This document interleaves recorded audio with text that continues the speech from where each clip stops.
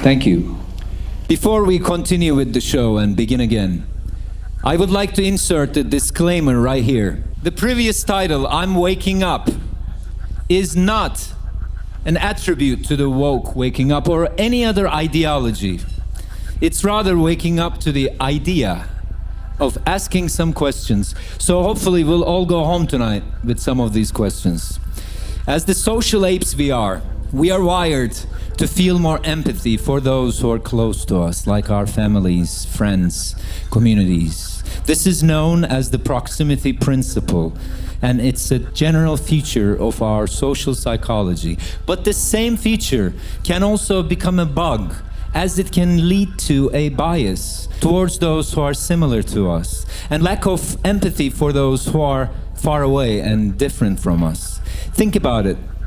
When we hear about a tragedy that happens in our own country, in our hometown, we feel a deep sense of sadness and a desire to help.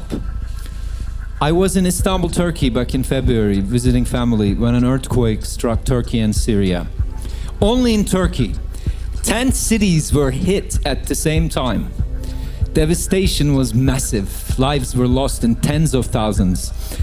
So it was impossible to not feel anything for those who lost their lives, who lost their futures, families, homes.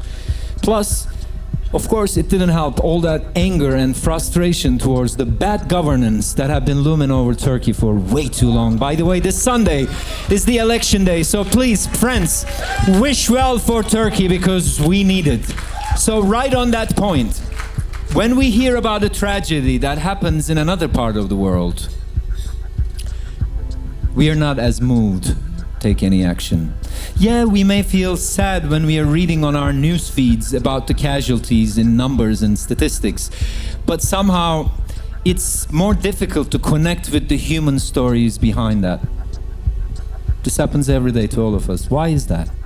How can we fix this bug? How can we grow our compassion muscles so we can extend beyond our immediate circles towards a global community? Why not? We're on a collusion course towards losing our ability to have a healthy dialogue. Do you realize every day, in this country at least, it's getting harder and harder to civilly discuss a set of ideas without hurting someone's feelings, or without being called somethingist, or without being cancelled at times. Should that really be happening? Because healthy dialogue is a crucial tool for understanding the perspectives that are different from ours. Healthy dialogue is where the old ideas die and the new ones come to life.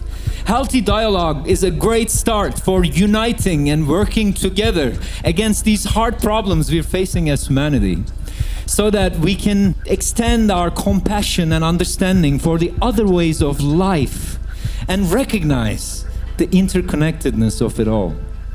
It's deeply concerning, but I'm very hopeful. We came this far, I'm sure we'll all figure this one out too. Thank you so much for listening. Now, back to our program.